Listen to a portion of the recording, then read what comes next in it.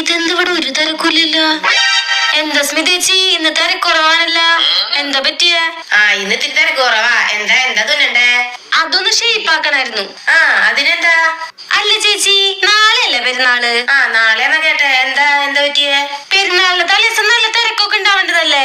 ഇതിപ്പോ ഒരാളെ പോലും കാണാനില്ലല്ലോ. എന്ത് പറ്റിയെന്ന് അറിയില്ല. എന്തോ ഭാഗ്യത്തിനാ നീ വന്നേ. അപ്പൊ ഇതൊന്നും മുതലാക്കണല്ല. ഷേപ്പ് ചെയ്യാൻ എത്ര ചേച്ചി? ഷേപ്പ് ചെയ്യാൻ 80 രൂപ. 80?